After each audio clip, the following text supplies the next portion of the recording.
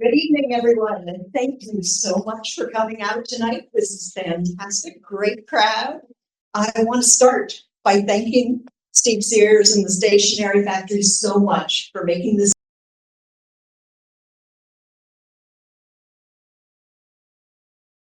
Say a few words about the Stationery Factory before I introduce Nate. So welcome everyone. I have a great talk tonight with Nate. This is his wheelhouse. I, as well as being the proprietor here, also the chairman of the board of MassWildlife. So that's my other hat, my volunteer hat. And it is something that it's just such a great pleasure to represent you because we as the board we are the trustees of all of the citizens of Massachusetts to represent them. Although the money that supports MassWildlife comes from hunting and fishing, it's not all we do. We do support the endangered species and things like that. But there's a lot, land preservation, and it is a great honor to represent you and the Western District and our unbelievable staff. And they're here. I think we should introduce them as well. Later. But they do a great job. And I know I heard one woman thank Nate for helping her with the skunk and this. They do all kinds of stuff. They do great stuff. But you're going to hear about bears today. I want to thank our team as well, Abe and Lisa and Jay, who actually. Oh, I'm supposed to have that with you too? Yeah, sorry. Hey, people out there. So they do a great job. They set this place up and they keep it running. And I'd like to have a hand for them. But without that, it doesn't happen. And without you and the people that come and see our concerts and all the other kind of stuff we do, we have some volunteers here like Dave Johnson back there. And they help us run this place. And I think it's really helped our community that we've redeveloped this building. It's been about 13 years. There's 25 businesses here. And if you haven't seen a show here in the big room that's out there, please come and see a show. And if you need to use the restrooms, you go right straight out that doorway that's on your left and right to the end of the hall, and you'll see that. So, and Do you want to introduce the MassWildlife staff? Because you're the MassWildlife. oh, they don't want to. They're over there. The MassWildlife staff who are here tonight. Yeah. And I've known Jane and worked with Jane for probably 20-something years. And we are super fortunate in Berkshire County to have BEAT, Berkshire Environmental Action Team. They do great stuff. They do work with across all of the nonprofits that help with land preservation and things like that. And we couldn't be more thankful. The County League of Sportsmen works very closely in a lot of water protection issues. And without them, you wouldn't have a good voice with a lot of stuff that's happening in public. So thank you very much to your whole team. And with that, I'm going to hand it off to you guys. Thank you. Thank you. You're welcome. I'll take that. Thank you, Steve. So we've got a Zoom audience as well, thus our little tiny microphones, as well as the bigger microphones for in the room. So that's why we're two-handing everything. I'm Jane Wynn. I'm the Executive Director of Berkshire Environmental Action Team, or BEAT. Our mission is to protect the environment for wildlife in support of the natural world that supports us all. It's not that we don't like people, it's just you all have a voice. We hope you use your voice. We want to make sure there's somebody always out there speaking for wildlife. So while Steve says that we speak for you, no, we speak for the wildlife. Some of the things we're working on with many, many partners, protecting and restoring wildlife habitat connectivity. So we're part of several partnerships, the Berkshire Clean, Cold, and Connected, working to protect and restore stream and river continuity. So surveying places where our transportation infrastructure crosses rivers and streams, and then prioritizing what we think is most in need to make it better for fish and other wildlife. We also partner with the Berkshire Wildlife Linkages and the larger Staying Connected initiative, working to protect, restore, and enhance wildlife habitat connectivity from Quebec and the Maritimes all the way down through the Adirondacks and the Hudson Highlands in New York and New England. And we're always looking for sources of pollution, and that's one of the places we really rely on all of you to help us find pollution, which we will try to stop.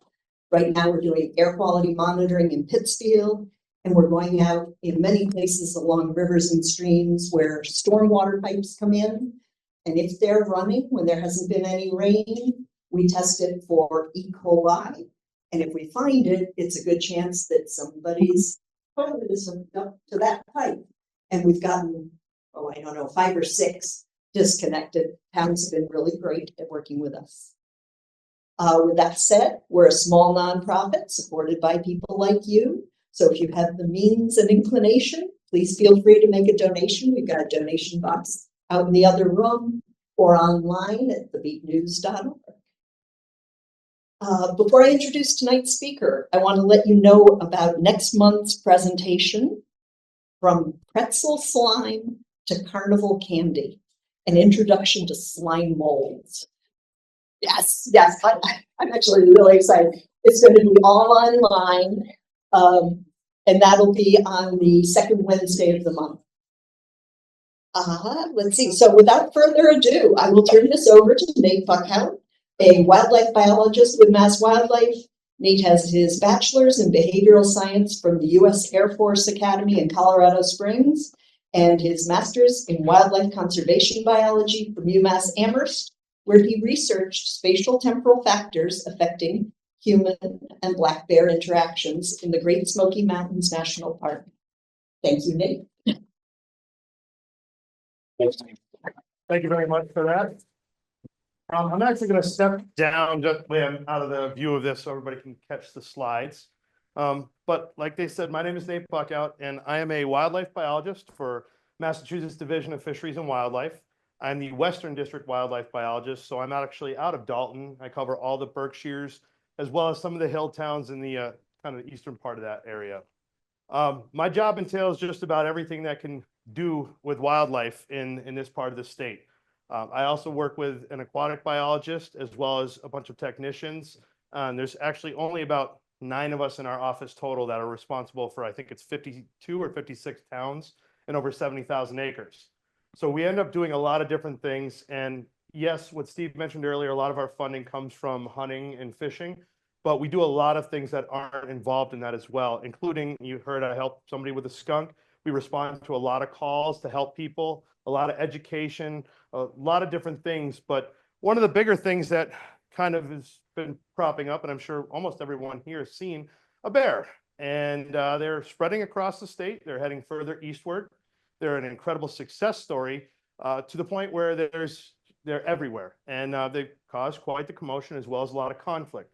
So I'm going to talk a little bit about black bears, and then I'm going to get into some of that conflict. And at the end, if you want, I'll answer any questions at the end, including anything about wildlife. It doesn't have to be bears. It could be whatever you want.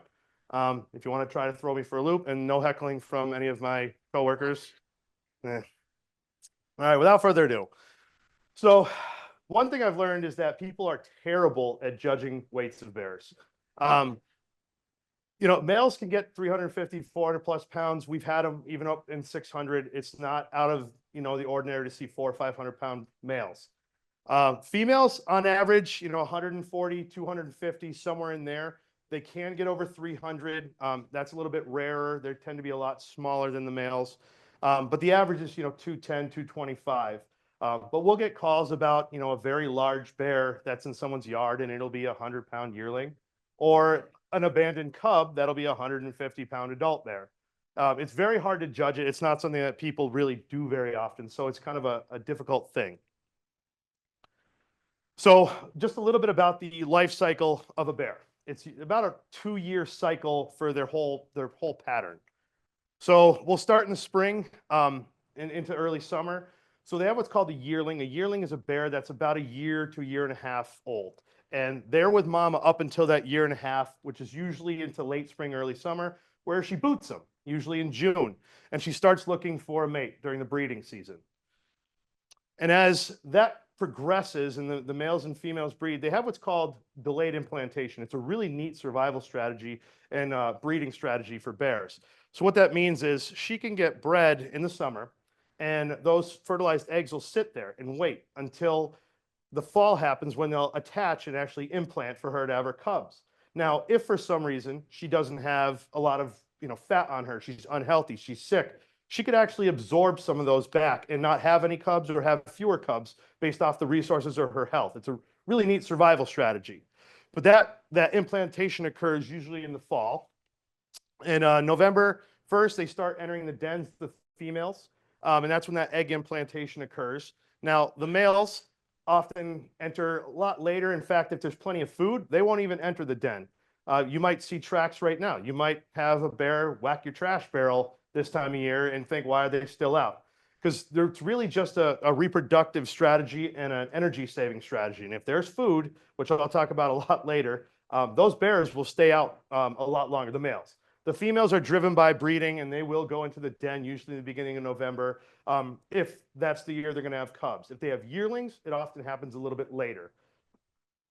So those cubs will be born in the den between mid-January to early February. And they can have anywhere from 1 to, very rare, and I haven't seen it here, but 5. I've seen 5 when I worked down in the Smokies, 5 cubs. Now that's a lot. On average, it's around 2 to 3. But we are seeing more and more of 3 and 4. And I'll explain a little bit about what we're doing for that type of research. So those cubs start to develop in the den.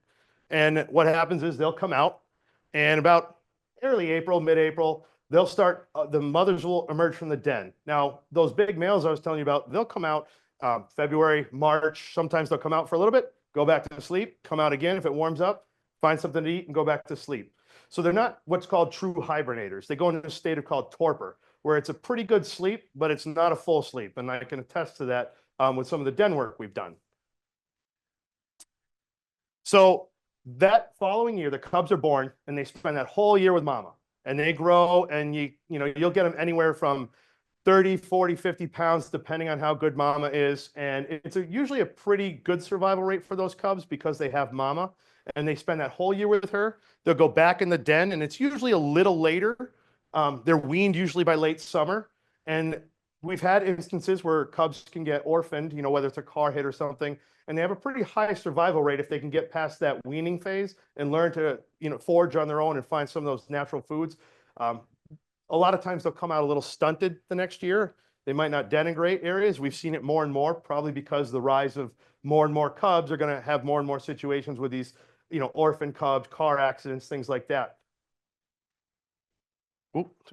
So again, they'll go back into the den, but that's a little bit more different now that the cubs are yearlings. And I said they could weigh anywhere from 30, 40 pounds to last year we went into a den where there were 2 of those yearlings, and they were 95 and 105 pounds. And those are very big yearlings. And then they'll den together. And then that following spring, they'll emerge from the den, and mama will go back to the beginning of that 2-year cycle, and she'll boot them out. It's a little rough, but she'll kick them out, and they'll go find their own way. They'll disperse. The females, it's a lot easier to tolerate other females, so they don't nearly go as far when they're dispersing.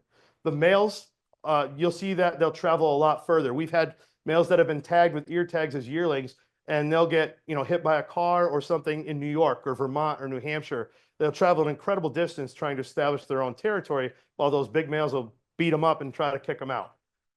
It's a rough life for a 1.5-year bear. That's one of the more dangerous times because they're like young adolescents going out on their own for the first time. They don't know anything. They're learning roads a lot better. They're learning their territories. They're learning to survive, and it's a higher death rate for them that period of time. And then they'll start the breeding season again. So it's a 2-year cycle. Sometimes on rare occasions, those yearlings, if the siblings it's rare, but they will den together sometimes. Just kind of as a safety in numbers and size things until they spread out on their own. So bears are opportunistic omnivores. They'll eat anything. The vast majority of their diet is very seasonal. It's mostly vegetation with some meat thrown in there on, trash. They'll eat insect larvae, a lot of different things. But it depends a lot on the time of year. When they first come out in the spring, there's not a lot to eat. There's no berries, there's no fruit, there's no farm crops. Their main wild sources are green vegetation. And oftentimes in that spring, when you see bear droppings, it's very, very green. It looks almost like really wet grass clippings. Because they'll basically mow down green fields as that new grass comes up. They're also big on skunk cabbage. It's one of the first things to pop up in the early spring time. So they will spend a lot of time in those swamps eating that green vegetation and that skunk cabbage. If there's any leftover acorns, beech nuts, things like that haven't been picked up by deer or turkeys yet, they will also eat that. When deer fawns drop in the late spring, early summer, they have been known to take fawns. It is some of the mortality that's factored into it for deer, but it's not a huge source of their food. It is scarce, and this is when the bear calls to our office kick up, because not only are they emerging and people are seeing them again, but now they're going to go find all those bird feeders that everybody left out, or start hitting your trash because those are high caloric areas and easy to access food. And they do spend most of their time in the wetlands because of that green vegetation. As the summer comes along, they will start to eat those insect larvae. You'll be out hiking, maybe you see a log ripped apart and shredded. They'll dig into there, look for bee larvae, ant larvae, termites, stuff like that. They will also, you'll get the raspberries and blueberries starting to blossom out, and they'll eat all those. If you go into a blueberry area, or if you have them in your yard, you may experience the bears coming in and picking them clean. And as some of those farm crops like apples, the early apples, or some of the peaches start, or even some of that early corn, they will hit those sources of food heavily. We get a lot of calls from farmers about those issues. Bears seem to really like that early kind of wet, mushy corn that just starts out. And if you look, on Google Earth, you can look at farms that have corn, and it looks like crop circles in it. They'll go in a little bit, and then they will mow it down. You'll see acre, half acre, just chunks that look like alien signals in there that the bears have just wiped out.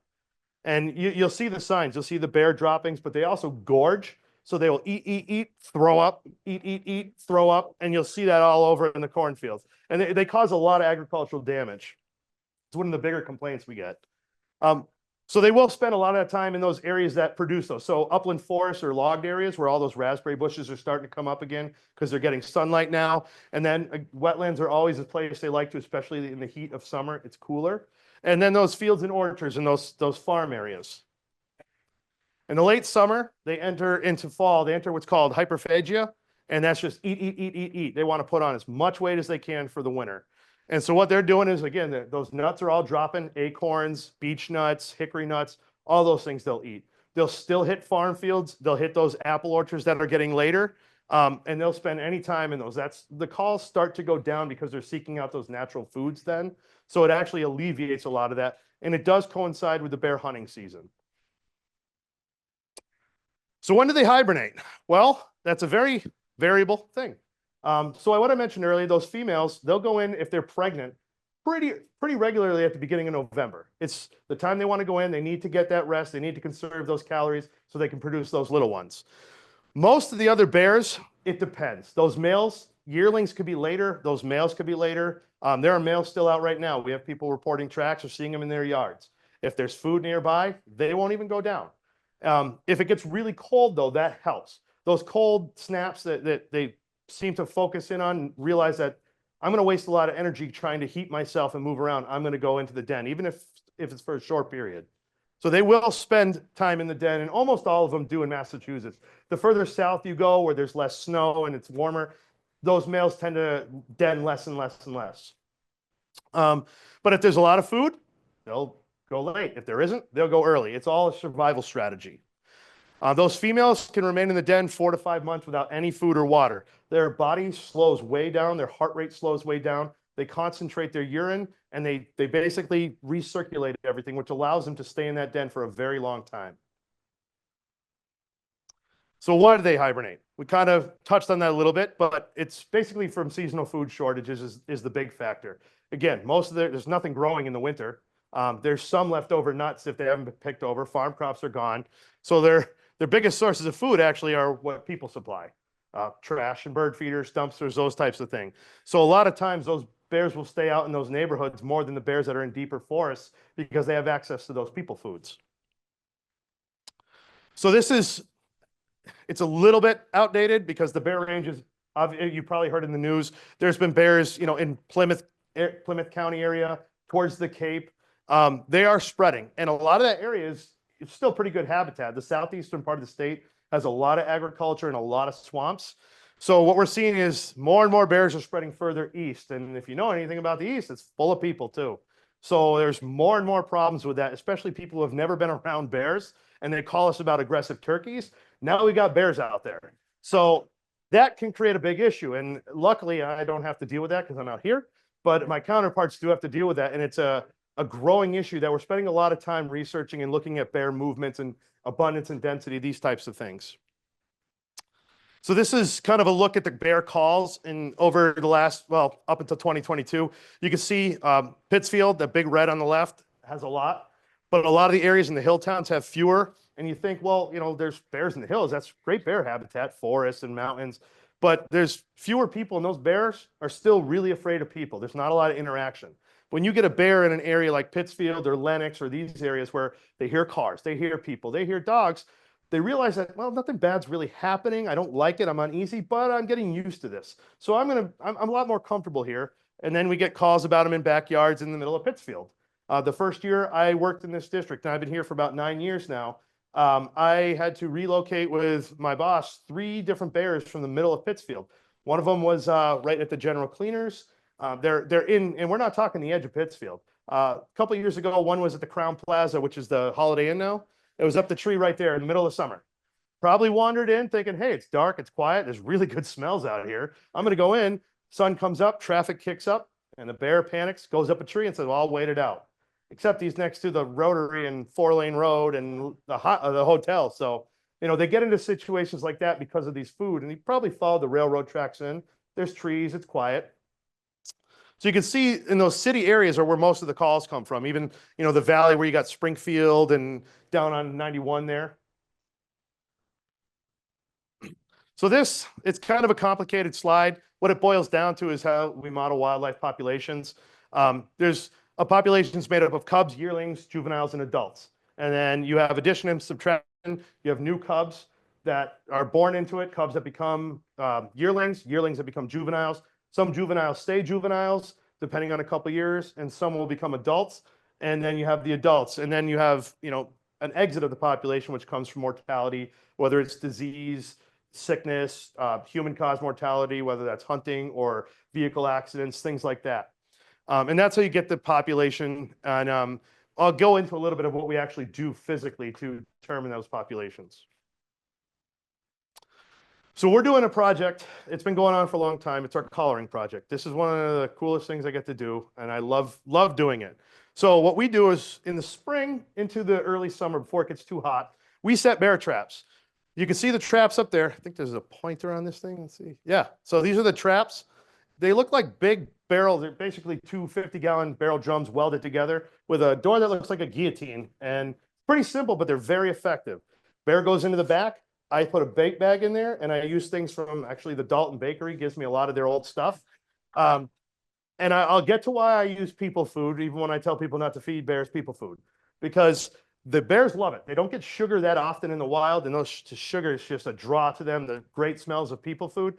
But also when they get trapped, it's a very bad experience for them. They get, you know, put under anesthesia or immobilized. They get ear tags. They get, you know, sometimes they get a collar, they get handled, and that can be pretty rough for the bear. So they might start associating the smells of people and human food with that bad experience and learn a lesson from it.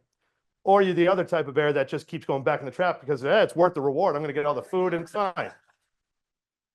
So we set traps across the state, these types of traps to try to collar these bears. Now what we do, we only collar the females for the most part. The males grow so quickly and put on so much weight that we don't want the collar to get too tight. And also I mentioned earlier, some of those yearling males and the actual big adult males will travel very, very far. You know, they'll be out of state. They'll be hard to find. And we use a transmitter to track them. And sometimes we'll fly and try to track them that way. But those males just disperse so far that it's tough. And you don't want to lose the male with the collar and get it too tight. So we stick to just the females, and it helps with the reproductive study, which is what we're really concerned about. So we'll get the bear, and what we'll do is there's little portholes on the trap, kind of like up there. And what I'll do is I have a pole with a needle at it that I'll jab the bear, back off, wait till it goes down. I'll pull the bear out, and then we'll weigh it. We'll put ear tags, If it's one we've already trapped, we'll record all this data. We'll try to get a weight on it. If it's a female, then I'll try to put a collar on it. And we use two different types of collars. We use VHF and GPS. So VHF are an older style collar. It sends off a signal, and we use it to find the bear. And that's about it. But we can use them to go find the den because we get an idea of where the bear is.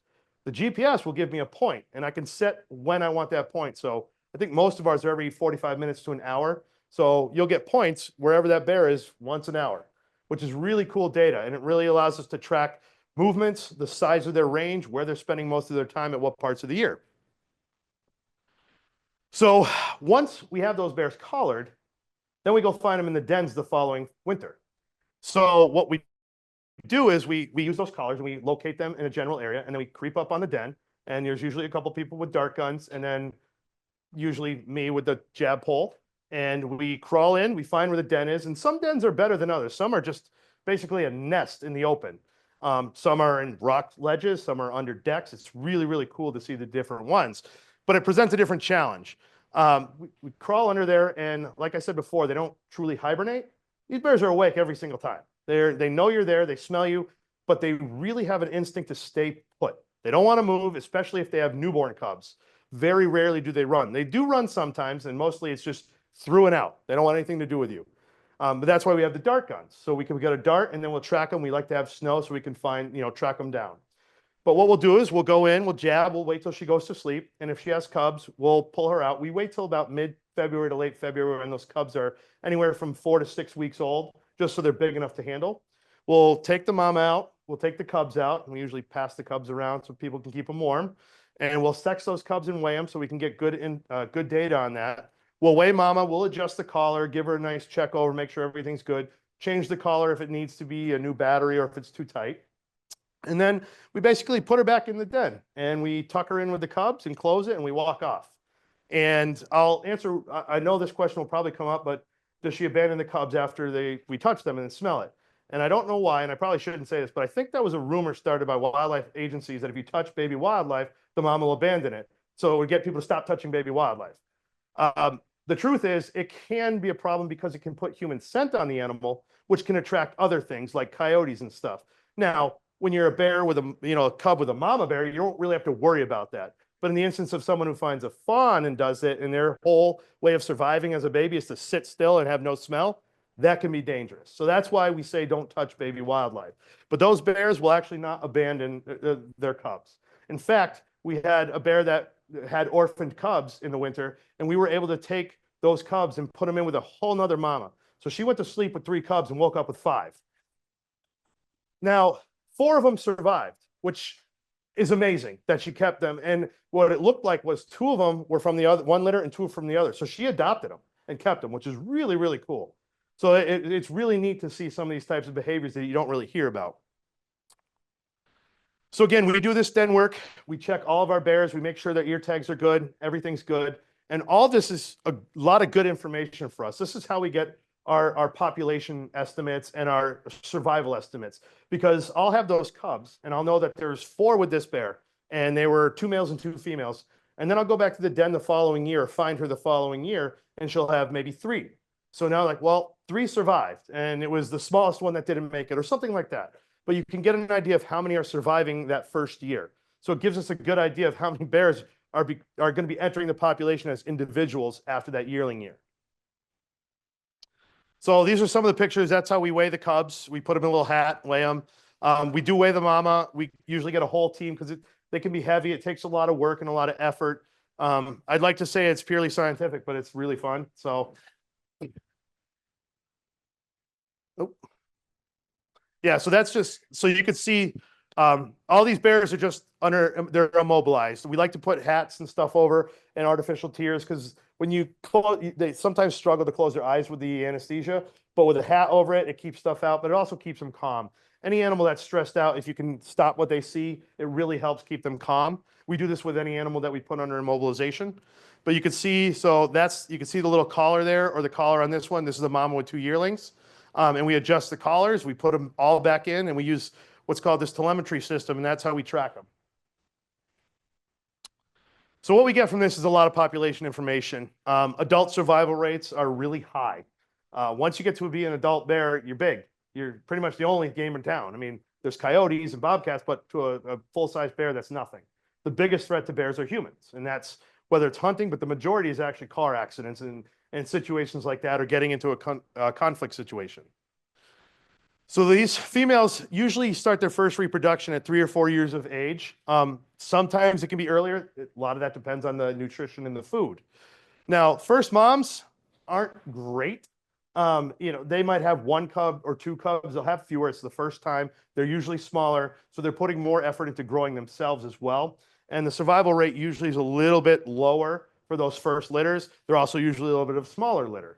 Makes sense. New mom trying to figure this whole thing out. A little bit smaller, trying to grow herself as well. And there's a lot of causes of mortality, especially in the populated areas. So these are some of the population models, but we estimate, and it's growing, that the population is anywhere from 4,500 to 5,500 bears. But I would imagine that that's going to surpass that as they keep spreading. And we're still seeing bears out here have 3 to 4 cubs, where they've maximized most of their territory, and they're still popping out a lot of cubs. And that's just the average. So this is a neat slide. So this is what some of this collar data says. This is actually downtown the Connecticut River Valley. You got Northampton and Amherst and Holyoke Range, Quabbin. So this is their use of the developed areas. And it's a highly developed area. A lot of neighborhoods, but even downtown city. And you can see the overlap. And you can also see that, down here is East Hampton, Holyoke, and those are bears right in town, in city. All over. The only part that has fewer is really the main part.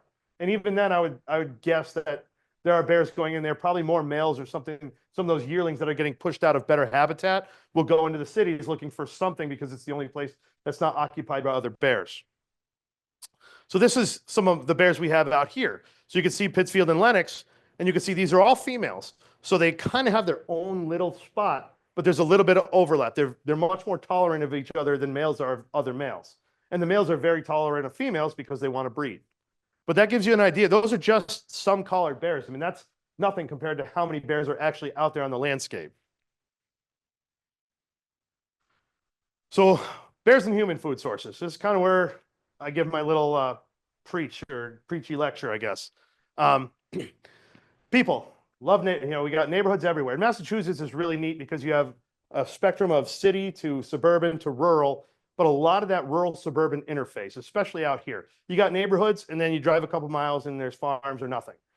But what we're finding out is, what's great for people, great for bears too. They love it. And you're going to get people who will say, well, the bears are coming into our areas because we're overcrowding them. Well, 50 years ago, there were barely any bears in this state left. They came back, and what we're realizing is they like people places. If they got a little pocket of woods, like you see up here, little swamp pockets, and then these neighborhoods, they can hop in and out. They den under decks, under sheds, and there's a lot of food here. So you can have a higher density of bears in a neighborhood than you would, say, in a big rural area where there's less concentrations of food. Oh, I hit something wrong. There it is. So our goal for black bears in Massachusetts, we want a healthy population, which we do have, and we want to maintain that healthy population. And we want them using natural foods in natural areas. And therein lies the battle for us. We spend a lot of time in these situations trying to get people and bears to coexist.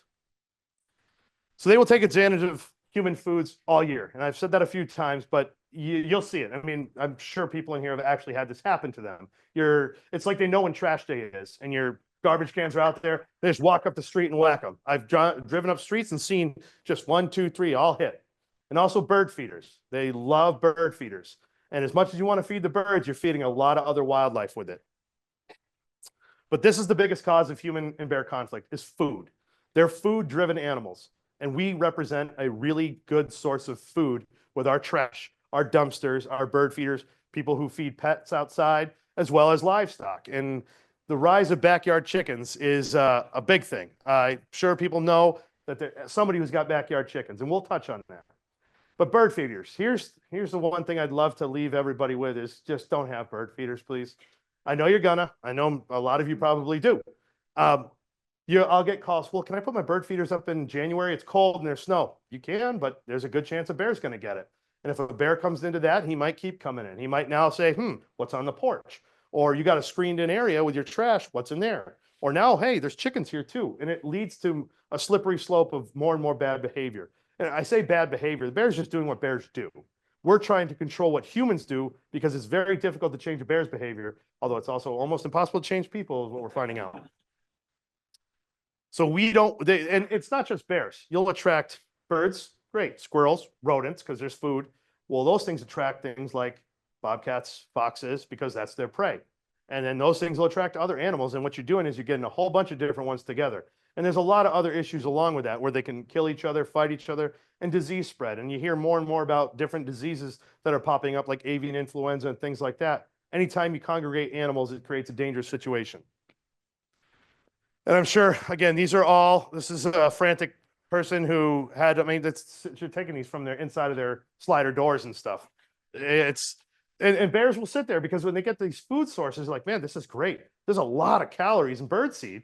I'll tolerate this. I'll even be hard to scare off because, well, they yelled at me. I ran, but nothing happened. So I'm going to see what I can get away with this time.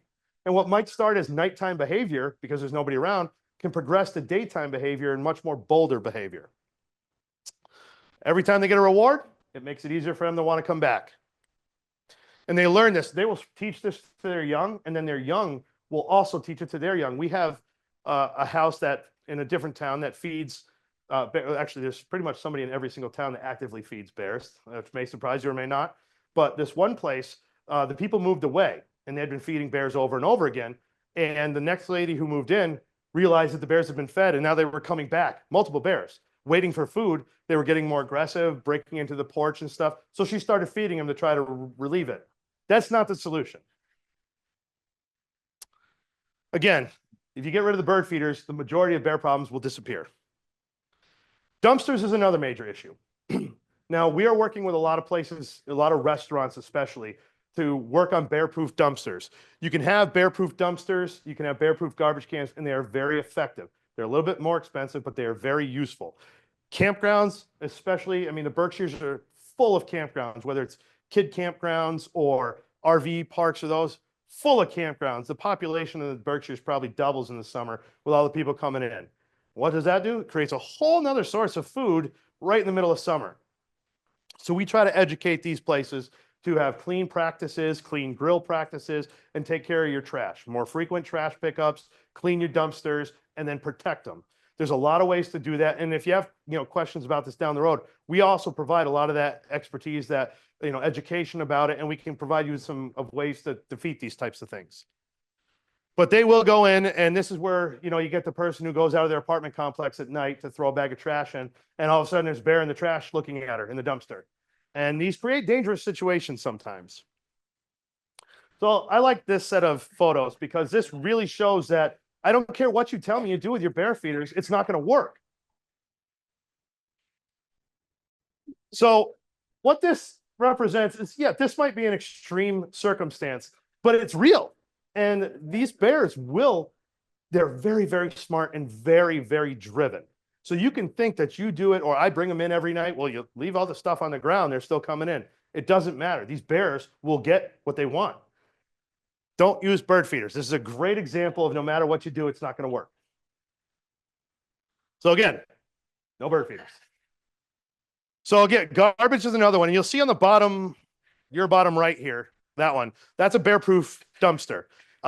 It's metal topped, which makes it very difficult for them to open and latch the lids. They're also heavier. So a lot of times a bear will get out of a dumpster with a plastic and they're heavy. They'll just push right through. So even if you ratchet strap it down, they're coming from the top. It's not going to do anything. But you get a bear-proof dumpster like this, and it's going to prevent a lot of that. As well as, let's not be these people up here. Okay, let's empty these out. And these, if you can put your trash out on trash day as late as possible. We also recommend, and I know it's not easy for everybody, but if you've got a shed or something to store it in, and then anything that might have a lot of smell to it, old bones, meat, stuff like that, freeze it. And then bring it out that day. There's very little scent to it. It won't stink up your house. And if you regularly get out your trash and you have a little room, it's an easy way to help prevent that conflict. Gotta hit that button again. It's right there. There we go. So that's household garbage. And this is probably what you see most commonly in Pittsfield and a lot of these other towns is they come right out. I mean, there's a collared bear on the bottom just walking up with the trash. And we can use those collars to see what neighborhoods they're hitting, when they're hitting them, and what they're utilizing. And you'll see, summer fresh stinks. It's hot. Those smells are strong. And then also the time they're trying to bring in a lot of that food. So they're going to come and hit these dumpsters. So again, late morning, freeze your stuff if you can. Keep your garbage cans clean. You could spray it with bleach, ammonia. Those are really strong smells that when a bear smells it, not only does it block the food, but it hurts. I mean, you get a whiff of bleach or ammonia, it tears you up. Well, that can block that to a bear and be an actual deterrent. Now, it doesn't last long, but it's a little bit of help, in a short period of time. There are also different strategies, and we have a whole bunch of these on our website. You can get creative. There are bear boxes. There are bear sheds. People put them in their basements. There's a lot of different ways to go about this. And we do have information on how to build these things on our website. There are other bear-resistant dumpsters, and a lot of restaurants, the places that their dumpster company is, they will, if you push them or talk to us, they will get you bear-proof dumpsters. Most places are doing it now. It's just it's a little bit more money, but in the long run, doing business in the Berkshires, it's kind of part of the way of life now. If you have a restaurant in the Berkshires, you're going to have bears unless you proof the dumpster. This now has to be affected into your cost of business. Chickens and bees. A lot of people have backyard apiaries right now, but chickens. This is, again, Northampton and Amherst, and these are just some of the known chicken coops. And we're not talking farms. We're talking backyard chickens. I have backyard chickens, full disclosure. Now, look at the bear overlap. They love chickens, and they're not usually coming in initially for the chickens. They're smelling the feed or the chicken poop, and they walk in and they're like, well, this is a buffet. These things are dumb. They don't go anywhere. I can get chickens. And around COVID, people, as everybody coming back around 2020, they started to have more backyard gardening, more backyard farming, and chicken coops. Hey, this is a way to get eggs cheaper. It's great to have. Great. Well, that's when the calls for bears started to skyrocket. So what we advise people to do, sorry for the gruesome picture, but that's the reality of it. Fences. So they will destroy apiaries, but electric fences for anything. You could use it on a dumpster too. Electric fences, I cannot stress this enough. I know it sounds cruel, but they work. It's a way to educate the bear without killing the bear or putting the bear in a bad situation. And all it takes is one time without it getting fed, when it realizes, well, there's nothing here for me. I just smelled it, but I got shocked. I don't want to be part of this. And if you have bear issues already and you set one of these up, you can call us. We can help you, but I would recommend that you bait it. And I know this sounds counterintuitive again, but if the bears are already there, you wrap a little tin foil or aluminum foil, you put some grease or some peanut butter, maple syrup, and what's going to happen is that bear is going to come in like, oh, what's this? Well, I'm just going to barrel through it and get a mild shock. Oh, wait, what's that smell? And I'm going to stop and I'm going to lick that. And it is going to hammer the bear with a shock. And that is going to be a very powerful educational tool. I know it sounds cruel, but what you're doing is saving that bear's life in the long run. Because instead of getting the chickens and then having somebody shoot it because they don't like it there, or it being attracted to that area and getting hit by a car, you're telling this bear this is not a good place to be. It'll hurt, but it's going to go off and it's going to live a much safer life after that until it goes to the next one that doesn't have a fence. So again, that's what we're looking for. And you can do it with anything. I know it's tedious. It can be expensive. But if you really want to do that, and if you want to have backyard chickens, you either have to accept loss or you can use an electric fence. And that'll protect from a lot of different predators, coyotes, bobcats, all those things. So it covers the whole gamut usually of predators except from above. And again, this is on our website. So all this information is there for anybody who wants it. We also do a lot of public education like this. I've talked at schools. We have, public talks. We have a lot of pamphlets of information that we try to encourage because of this spreading population and the growing conflict between humans and bears. Education is the most important tool because if we can get a hold of people and change their behavior, because you're not changing the bear's behavior. So the only option is to change people's behavior. And if we can do that, then it's going to help us in the long run. And we've had to work that different ways, whether that's this type of education. We've worked with local town governments that there's feeders in the area and they're drawing bears in near schools or stuff and they don't want to quit. They're not going to listen to us. We can actually work with town governments to issue citations or cease and desist orders on these. So there are ways. It's a very tedious way for one situation to go that, but it can work. So if you have bear problems in your neighborhoods or whatever, call us. We have a lot of different resources and a lot of advice we can give you. Look at it. First of all, this person's got disc golf right in there. I don't know where they're throwing from, but you got the bear, you got the garage right here, but the trash and the bird feeder right there. I mean, that's your textbook problem situation. And they will teach.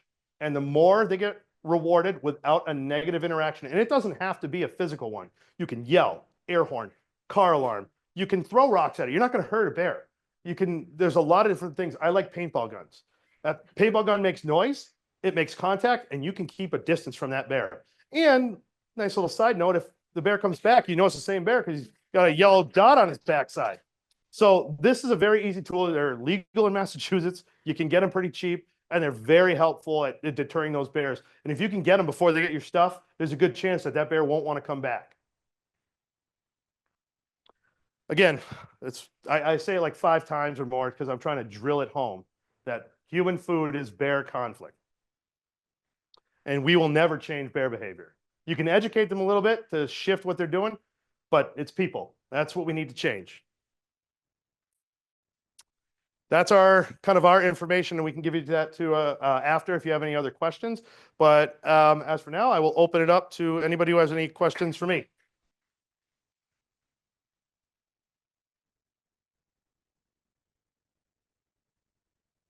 Anybody have any questions? Yeah. Is there? Oh, hold on. Apparently, they're gonna pass the microphone around. Okay.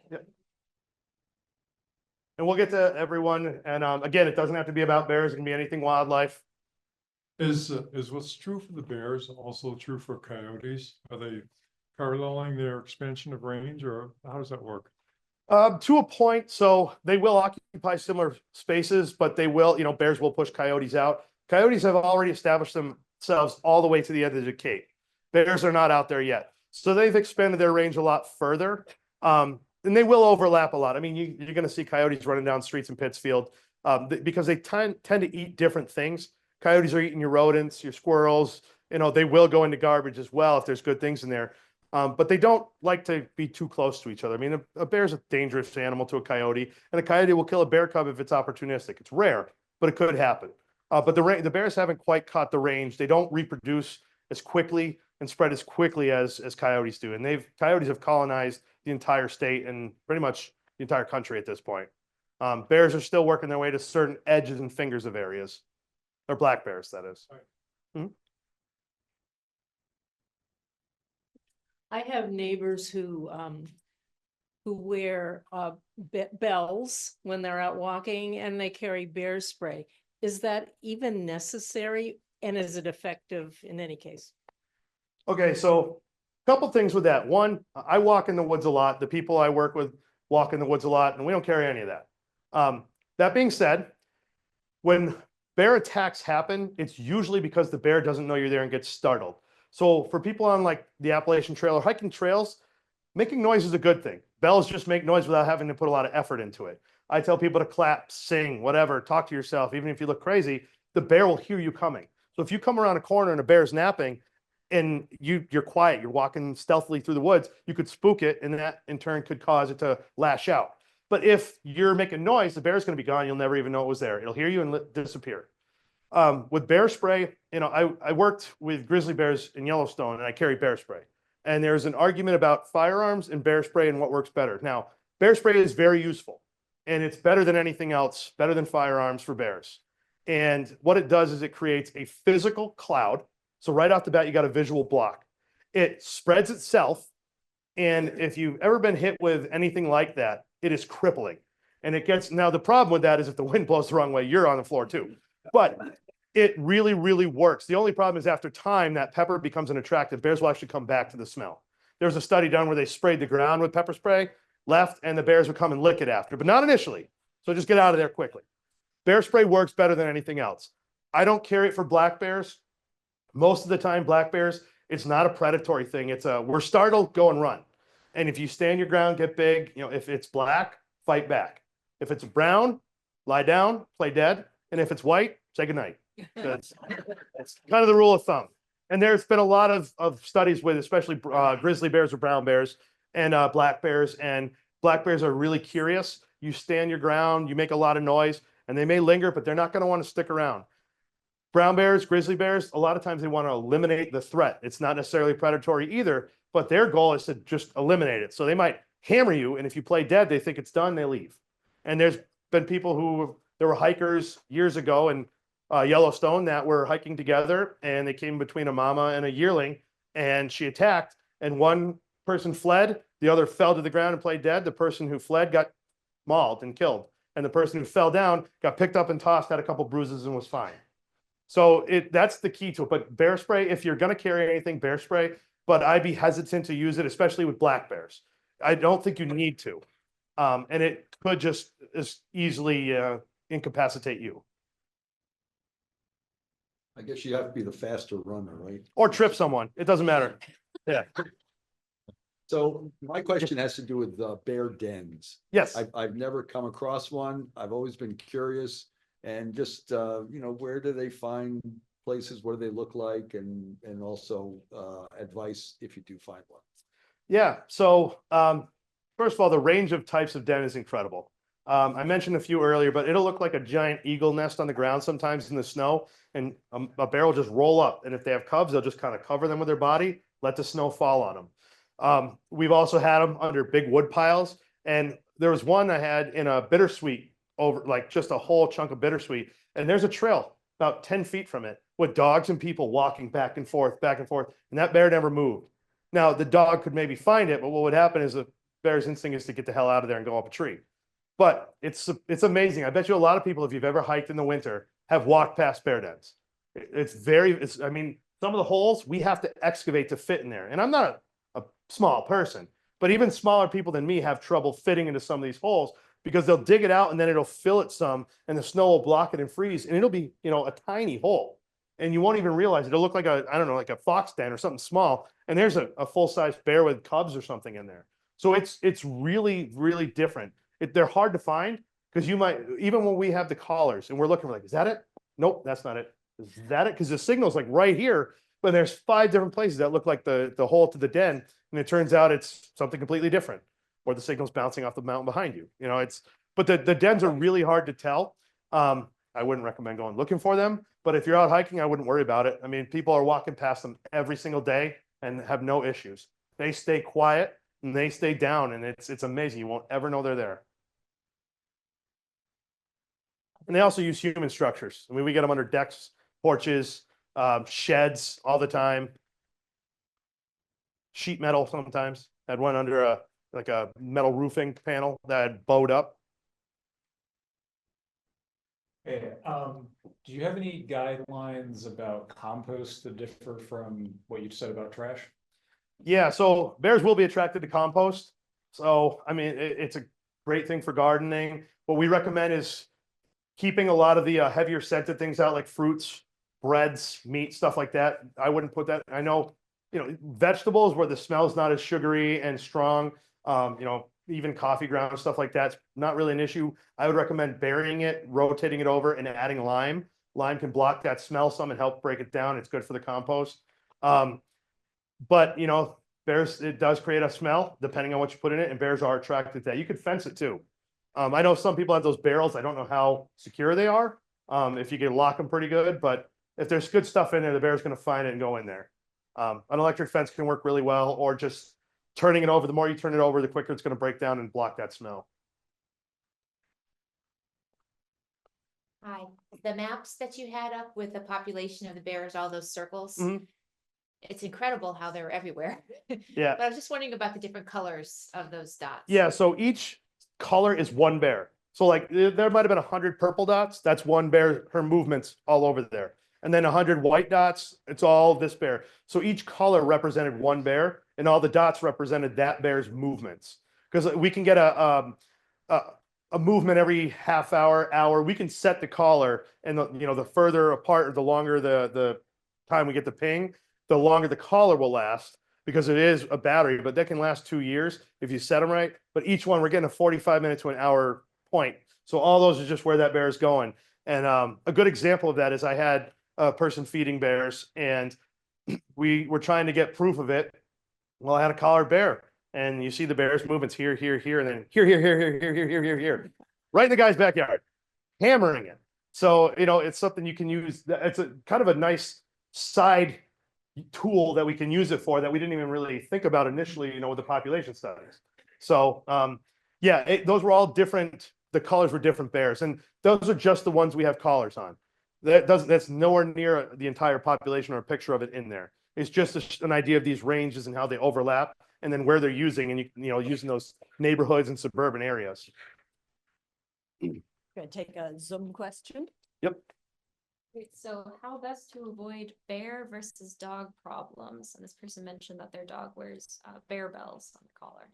Okay, so again, the bear bells are great because dogs are constantly moving, so those bells are going to be ringling, and it's going to alert any bears. Yes, ringling. I said ringling. Yes, and it's going to alert the bears, which always helps.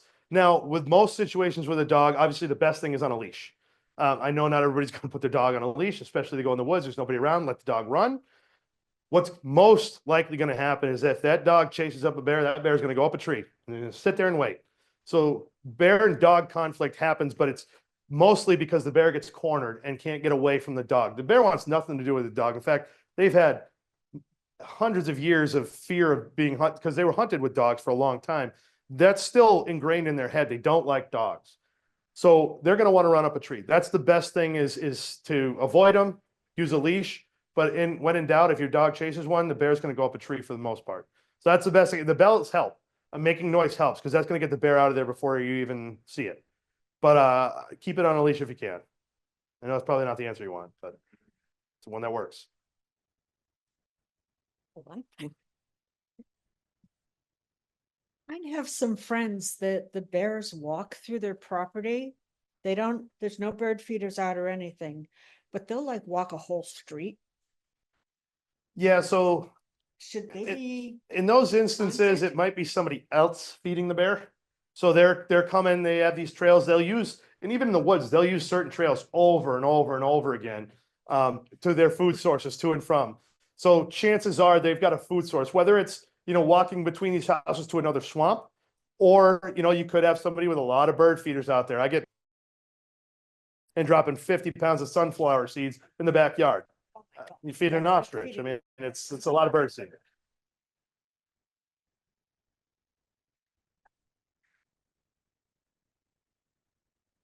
This has to do with fishers and foxes. Mhm. We used to have a lot of them that come through our yard in the last 4 or 5 years.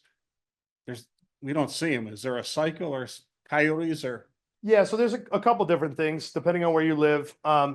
In the city areas or more populated areas, they're very cyclical as it is based off of prey species. When the prey gets high, a lot of years you'll see a lot of rabbits and a lot of squirrels, and then the following year or two you'll see a lot of foxes, bobcats, coyotes, because they had a lot of little ones because there's a lot of food.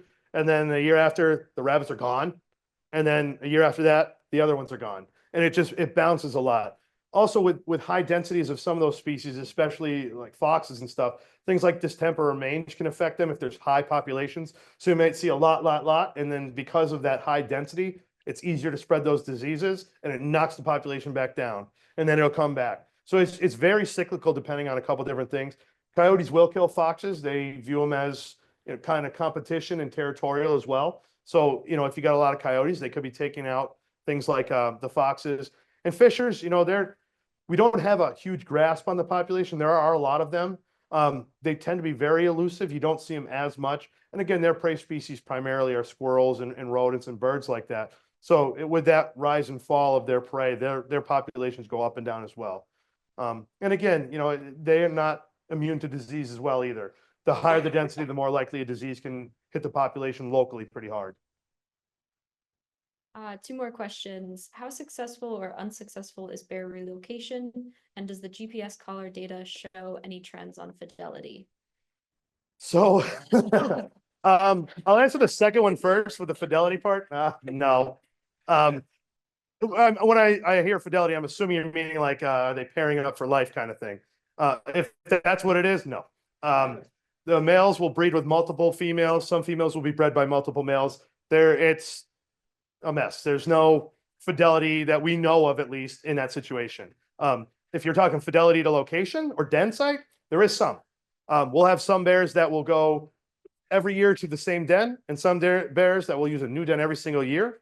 Some that when they have cubs will use this den, and some when they have yearlings, they'll use this one, and back and forth. So it varies depending on what the bears learned or taught, if they're talking about fidelity to like a den site or something like that.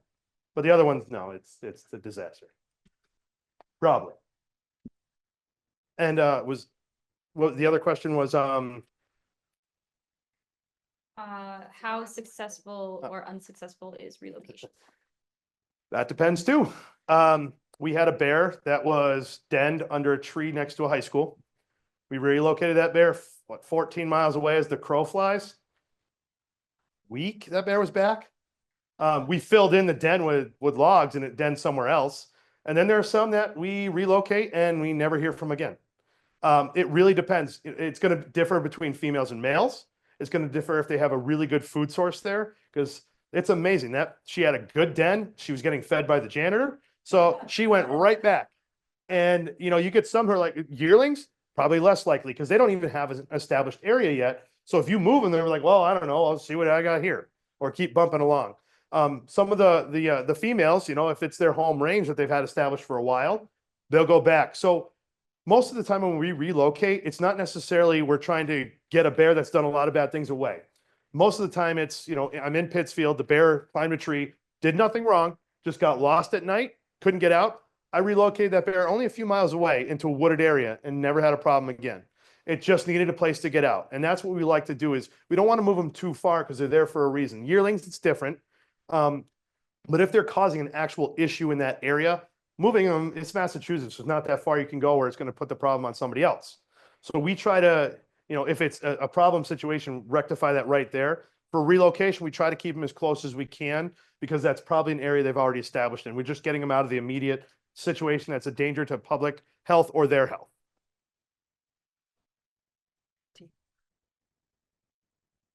Yes, with the increasing population, do you find that the female ranges are getting smaller as more bears try to use the same area? So I don't think we've really looked I think that's something we're looking more at, especially as they spread east. I don't have a good answer for you on that, at least not yet. You know, a lot of this is very new now that the population's kind of reaching what we believe to be a capacity out here. And then they spread east. I mean, they're still having little ones. They're still dying. You might see an increase in mortality because they're traveling more across roads. They're getting into more conflicts with people. You know, and they're not necessarily a group that gets hit by disease a lot, but it could happen. You know, we don't often see those types of things in bears, but it is something that it would be interesting to look more at. And I'm sure, so I'm a field biologist out here. We have a bear project leader who basically runs our whole bear program. He's the one who gives me what I need, where I need to go, and each district biologist. So he's the one that is looking at it, and he puts most of those, you know, data slides together and really, you know, cranks out the information from that. So that's actually interesting. I'm going to have to ask him that. That'd be a really good thing to know. It wouldn't surprise me. What is the life expectancy for the bears? That's going to depend on, again, gender is a big one. Females, it's usually longer. They're a little bit smarter. They don't travel as far. And by traveling less, you travel over fewer roads. Males travel a lot further. They're going to get into, they push each other around for territory. So you're going to get them in poor areas. You're going to get them fighting each other, traveling a lot of busy roads.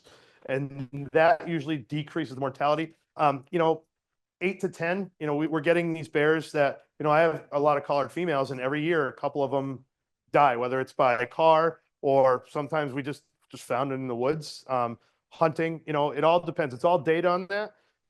It's not super long. That being said, we've had bears. I had one that was 23, which is an old bear.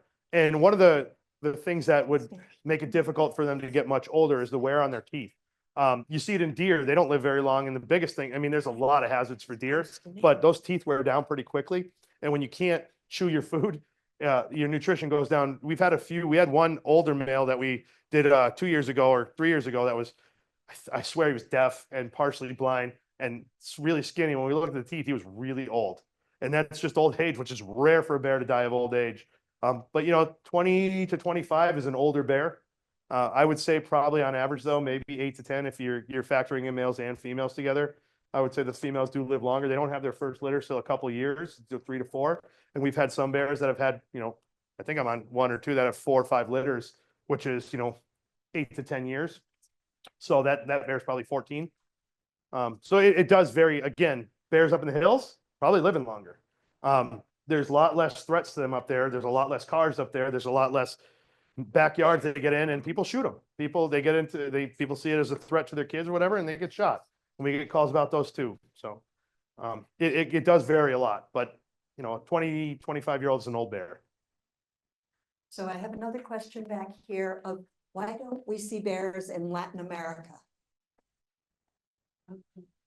Good question. I just don't think they've made it down. There is a species of Andean bear down in South America.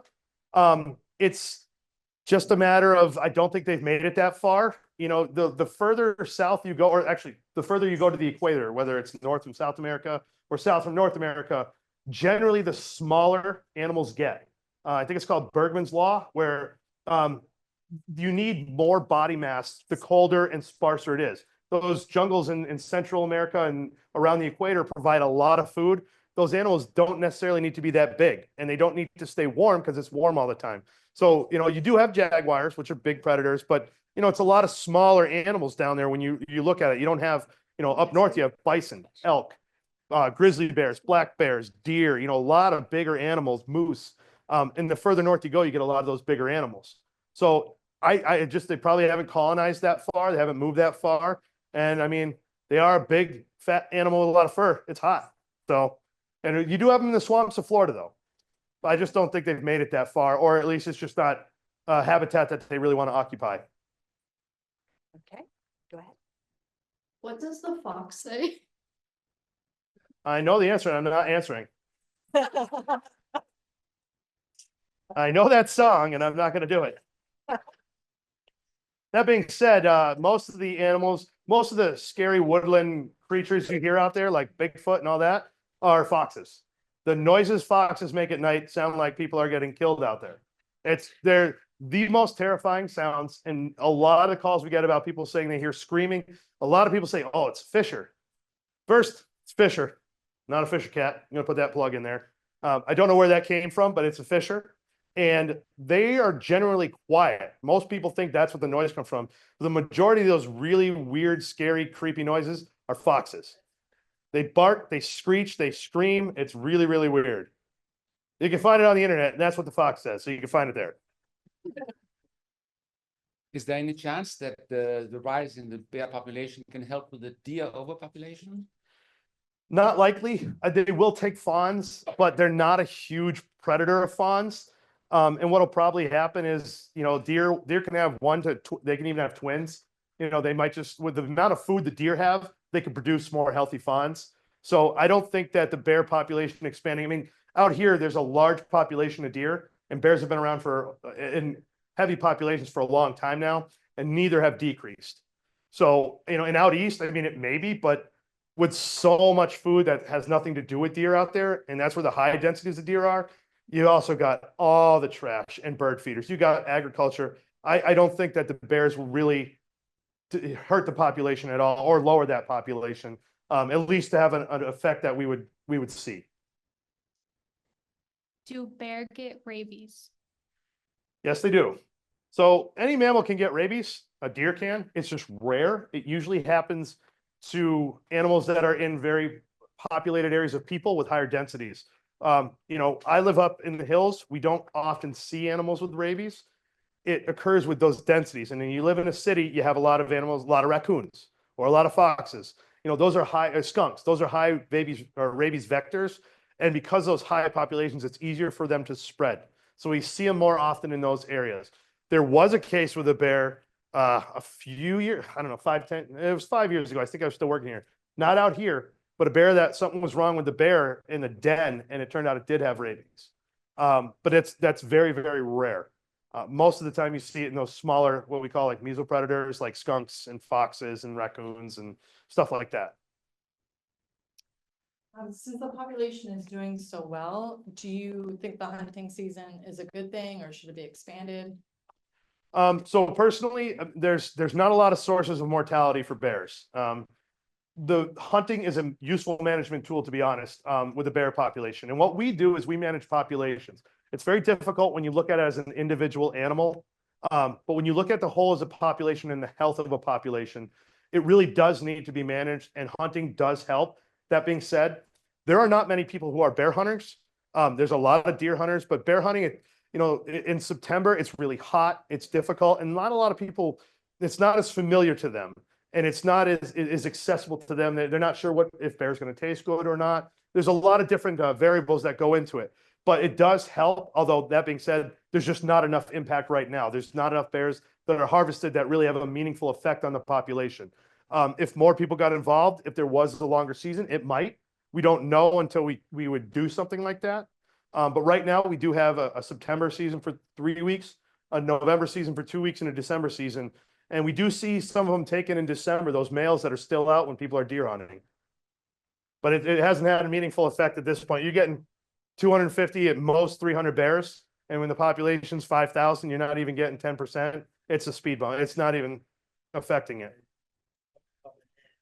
There's a lot more being produced and spreading than there are being taken out. There's a clarifying question about one of the earlier slides, where you said that the adult survival rate was high, but the percentage on the screen was 0.88.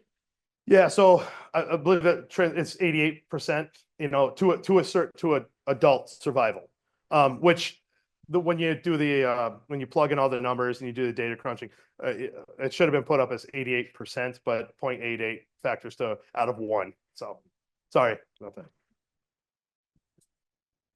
And when does a bear transition from yearling to juvenile, and how long are they juveniles before they become adults? Yeah, so it's a maturity thing. Not really. It's the bear. Yeah, that one fell flat, really flat.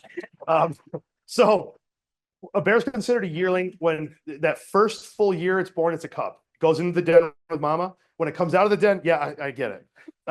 When it comes out of the den, it's considered a yearling. It's a year old. And that yearling, and we use the same term for deer as well. When they hit that first year, they become a yearling. Now, it'll only stay a yearling for that very first year.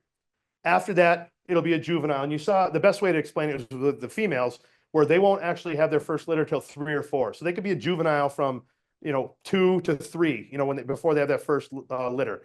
Males, probably a year or 2. In fact, the males is probably even longer than that because they're males. 3 to 4 years.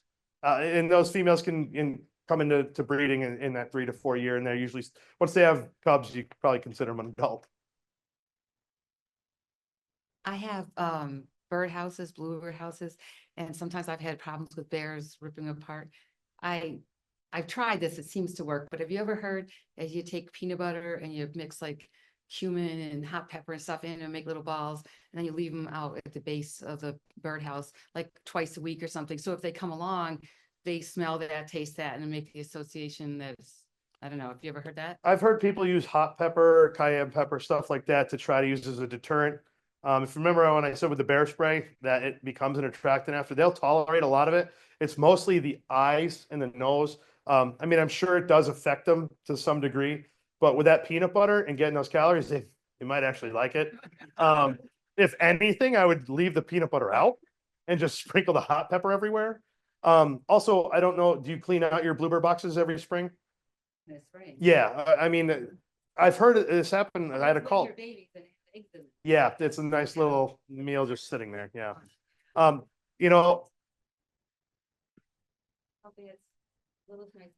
When opportunity knocks, they take it. Anything they can get. And you could try the pepper. That might work.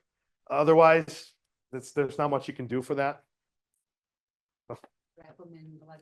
Yeah, electric fence if you want to.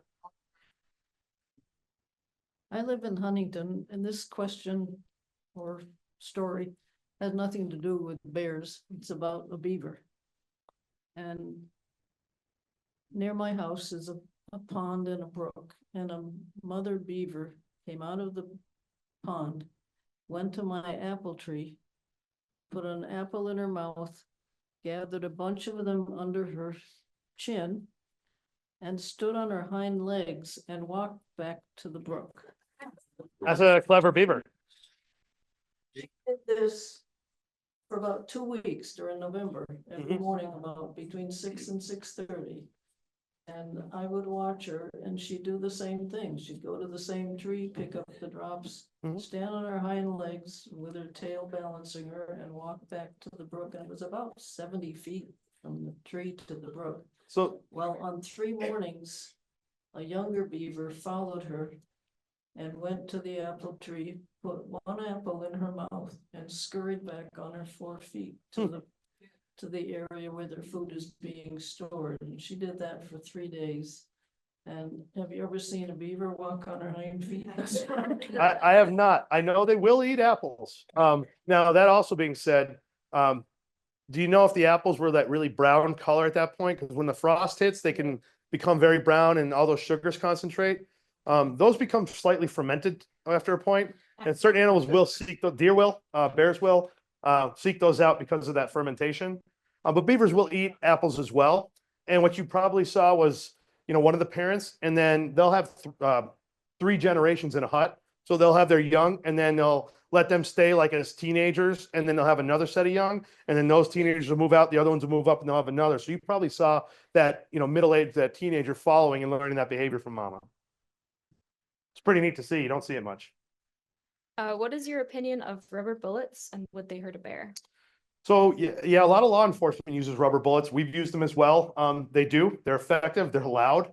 I will say it's technically a firearm when you shoot a rubber bullet. So you have to be in accordance with firearm laws, which means no discharge within 500 feet of a house, 150 feet of a road. But a lot of law enforcement uses rubber bullets on them, rubber buckshot. And what it does is it doesn't penetrate the skin or anything like that, which is nice. There's no wound. There's no, infection risk, stuff like that. And they do hurt. It depends on how hard you hit them. They lose momentum very fast. So they don't hit super hard unless you're really close. But the sound too of a, shotgun, it's a loud sound. So it can be very effective. It's just most people can't just fire that off their porch in a neighborhood. So that's why I recommend things like the paintball gun, because you can. I would not recommend pellet guns or BB guns, though. Those things can get under the skin, can fester wounds, create infection, and they're not that effective. There's very little sound to them too. So. What action do you take when you see a bear hammering or returning to one spot over and over again? So it depends on why. If it's somebody who's got, a lot of trash and the bear keeps going there, we're going to talk to those people and tell them they need to clean it up. They need to fix it. But it's very difficult to enforce anything. We don't really have like a power to cite or anything like that. That's why I mentioned that talking to the town and cease and desist part. Now, if a bear is going to, certain area, like I went to a camp and chased the bear out, like chased after it with noise rounds, things like that. And that bear didn't come back. It was coming back and back and back. It depends. We might try to trap it if it hasn't done anything and get a collar on it so we can see where it's going. And sometimes that whole experience of being handled is enough to keep that bear away. Sometimes just chasing it off very forcefully and chasing away. It's like, all right, I'm done. I'm out of here. It all depends on the bear and why they're coming there. Yearling bears, if they haven't got any fed, it might never come back because it's a new thing. They're moving on. A bear that's been going to a feeding site for years, there might not be anything that we can really do until the food is gone completely. And then that bear will still come back every now and then to see, and then finally dissipate. So it's very situation dependent. One more question here. One more. We've just changed to a new system in Pittsfield for our trash. We have a recycling toter and we have trash toters. How can people put their trash out early enough that the bears won't still get into them? I've had a lot of questions about that. What do I do for my trash container? Because bears get in regularly. Yeah, sometimes there isn't a great answer. Those plastic cans, those big cans with the open lids, I'm assuming what you're talking about. Not everybody can store those in a shed. If you can, awesome. But not everybody has that ability. Anything you can put heavily scented into your freezer for a while, that can help. Spray with bleach and ammonia. Those things are temporary, but they can help. All these things, the best you can, and if you see a bear coming by, scare it. Honk your horn at it. Don't be afraid to harass these bears. That helps us. You're teaching these bears that this is my area. I don't want you here. By whether that's, hazing them with a paintball gun or yelling at them, throwing a rock at them. It doesn't matter. All these different things can work. Your car alarm, those are great. You can be in your house, hit that thing, scare the heck out of that bear. And if you can do it before it gets those things, that's even better. So it's just going to be a whole, a menagerie of things to try to make it happen. It's very difficult to get it 100%. And you could be doing everything right and your neighbor could be doing whatever they want and it doesn't matter. So it's a very difficult situation that we're still evolving to try to figure out all these answers. We're going to do one last Zoom question and then we'll let you go. How much does a bear need to eat each day? So that again depends on the bear. They're going to eat thousands of calories a day. And there's no limit. Like if the bear's got a lot of food, it's just going to keep eating and it'll put on weight. Unlike us, I don't know if we've ever heard of like a heart attack in a bear. They just eat and eat and eat and put on that weight and they grow and they grow and they grow and that's good for them. So I don't think there's an upper limit necessarily. I did mention that if they'll gorge and then throw up when they just can't take anymore until that's digested, then they'll go back. But it's really whatever they can get, they'll take as much as they can. And some days are going to be leaner than others, but usually there's a lot going on with development, taking care of cubs in those earlier months where when fall hits, that's when it's like a switch clicking in and they're like, all right, I got to eat. So that's when they eat. They might go 2 to 3 times as much as what they normally eat or more just to pack on that weight. So it really, again, it depends on the size of the bear. If the female is going to have, she's trying to have 4 cubs, she's going to try to eat a lot more in that period of time. Whereas if it's a young bear, they might eat some. A big bear might eat a lot. It really varies and it depends on what's there for them to eat. The mountain bears, they might not have nearly as much food, have to travel further for it, so they might not be as heavy. Whereas you get, some of the bigger bears that come out from harvesting, like from the hunting season, are from farms. You got people with corn and these bears are hammering it year in and year out and they're big and they can put on a lot of weight very quickly. So I don't think there's a maximum or a minimum. It's whatever they can get as much as they can get. Nice life. Thank you very much, Nate.